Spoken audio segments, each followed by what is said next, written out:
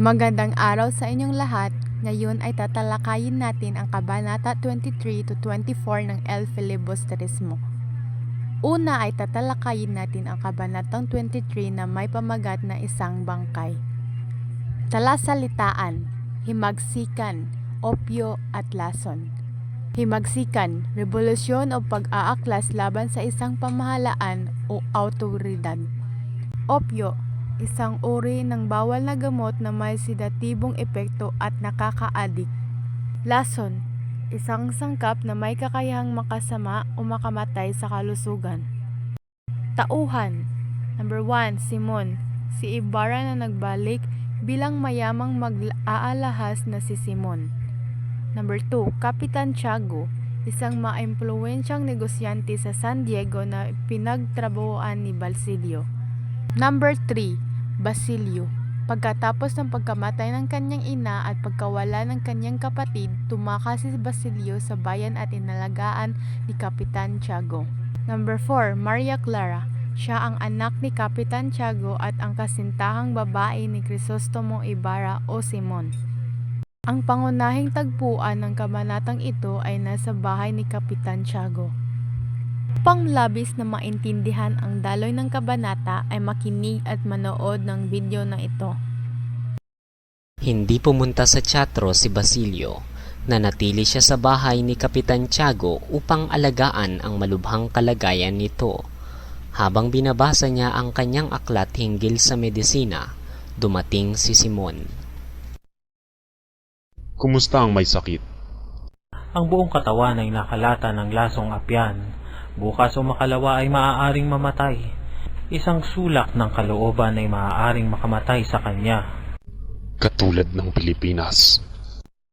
Nang mga sandaling iyon ay tinugtog ang 10 at kalahati sa orasan.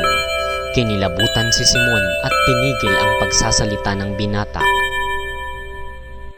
Sa loob ng 1 oras ay magsisimula ng himagsikan sa pamamagitan ng hudyat ko. Bukas ay wala ng aral-aral, wala ng universidad, wala ng makikita kundi patayan. Ako'y nakahanda at natitiyak ko ang aking tagumpay. Kapag kami nagtagumpay, lahat ng taong hindi tumulong sa amin bagaman may kayang dumamay ay ituturing naming kaaway. Basilio, ako'y naparito sa iyo upang ihandog ang 2 bagay, ang iyong kamatayan o ang iyong kinabukasan. Ang aking kamatayan o kinabukasan?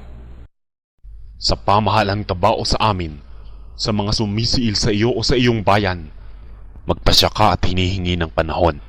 Naparito ako upang iligtas ka, alang-alang sa mga alaalang nag-uugnay sa atin. Sa piling ng mga maniniil o sa aking bayan, ano ang dapat kong gawin? Isang bagay na napakadali. Sa dahilang pamamahalaan ko ang kilusan ay hindi ko maiiwan ang alinmang labanan. Samantalang ang kaguluhan sa iba't ibang puok o syudad ay pamumunuan mo ang isang pangkat. Gibain ninyo ang pintuan ng Santa Clara at kunin mo roon ang isang tao na liban sa akin at kay Kapitan Tiago ay ikaw lamang ang nakakikilala. Hindi ka malalagay sa panganib. Si Maria Clara. Si Maria Clara. Ibig ko siyang iligtas, kaya ako bumalik at inibig kong mabuhay. Hinangad ko ang himagsikan sapagkat ang himagsikan lamang ang makapagbubukas sa akin ng mga pinto ng kumbento. Ay! Nahuli na kayo! Huling-huli na! At bakit? Namatay na si Maria Clara. Hindi totoo. Buhay si Maria Clara. Nararapat na mabuhay si Maria Clara. Iya'y tuwag na pagdadahilan. Hindi siya mamamatay at ngayong gabi ay liligtas ko siya o bukas ay patay ka. May ilang araw din napuan siya ng sakit at ako'y laging dumadalaw sa kumbento upang makibalita. Tingnan ninyo, narito ang liham ni Padre Salvi kay Padre Irene. Si Kapitan Tiago ay magdamag na umiiyak. Hinahagkan at humihingi ng tawad sa larawan ng kanyang anak, hanggang sa humantong sa labis na paghitit ng apyan. Kaninang hapon po'y tinugtog ang agunias para sa kanya.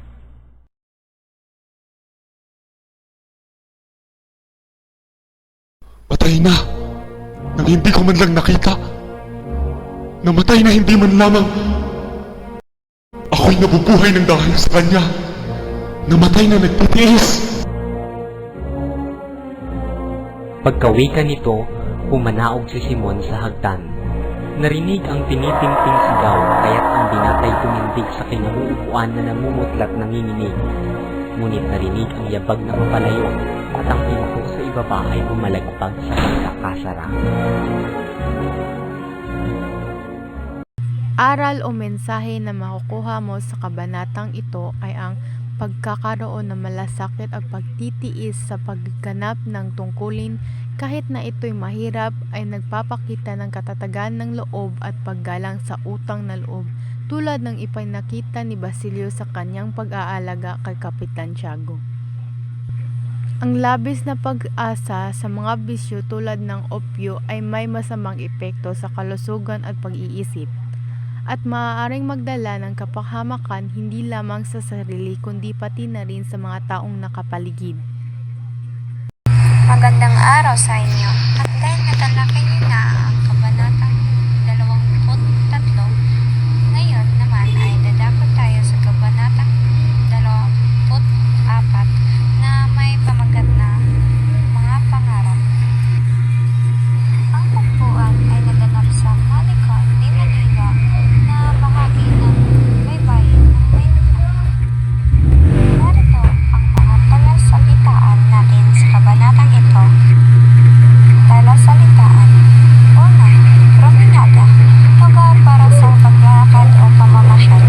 Karaniwang nasa tabing dagat o sa parke. Pangalawa, Malecon. Baybaying daan o kalsada malapit sa tubig, tulad ng ilog o dagat. Pangatlo, estranghero. Taong baninyaga o hinding kilala. Hindi pamilyar sa isang lugar o sitwasyon. Pang-apat, alingas-ngas. Ingay mula sa isang bagay o pangyayari, maaaring mula sa malayo o paligid.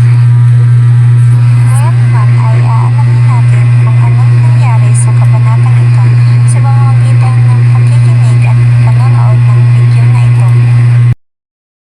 Kinabukasan, araw ng Huwebes, bago lumubog ang araw ay naglalakad si Isagani sa Paseo de Maria Cristina upang tuparin ang tipanan nila ni Paulita. Natitiyak ng binata na pag-uusapan nila ang mga nangyari ng nakaraang gabi. Hihingi siya ng paliwanag. Nang dumating si Paulita, tumibok ng mabilis ang puso ni Isagani.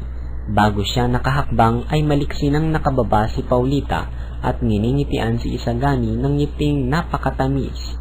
Nginitian din niya ito at naramdaman niyang ang lahat ng maitim na guni-guning sumusuot sa kanyang alaala ay nangapawing lahat.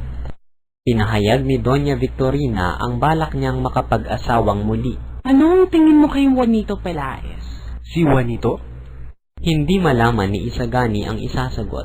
Gusto na niyang sabihin ang lahat ng kasamaan laban kay Pelaez, ngunit ang pagiging maginoo ang nanaig sa kanya, kaya pawang papuri ang kanyang sinabi. Lubos na nasiyahan si Doña Victorina. Mabigyan ng panahong makapag-usap sina Isagani at Paulita, naliwanagan sila sa mga naganap sa teatro.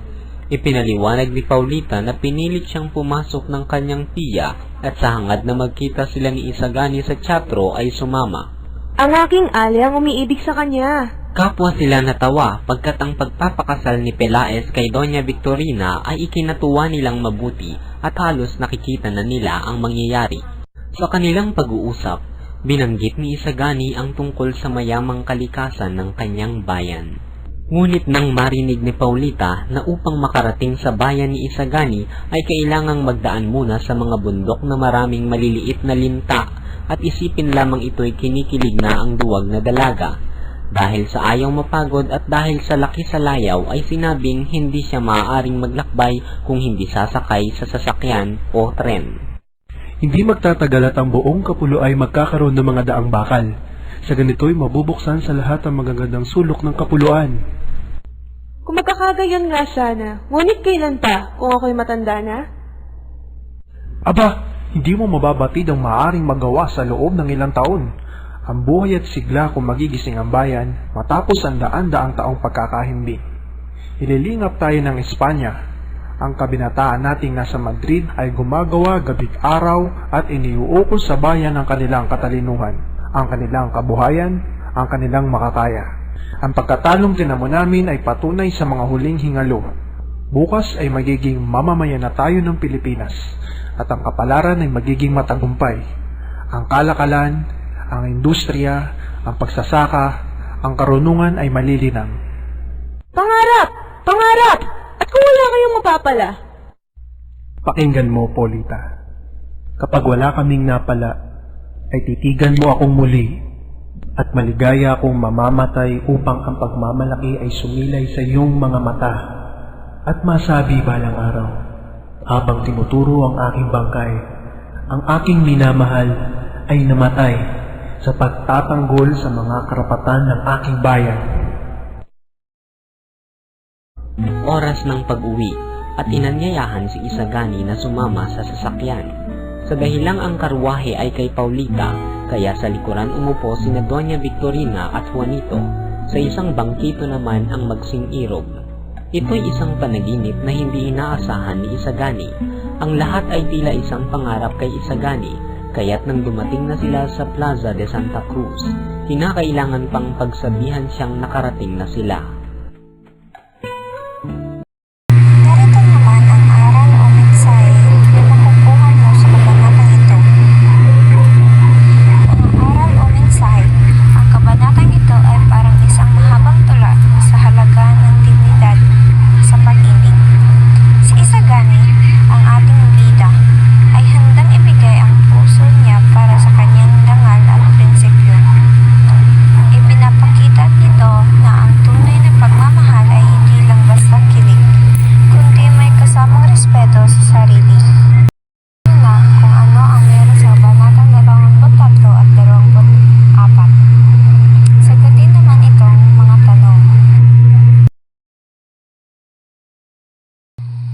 At yun lamang, sana'y may natutunan kayo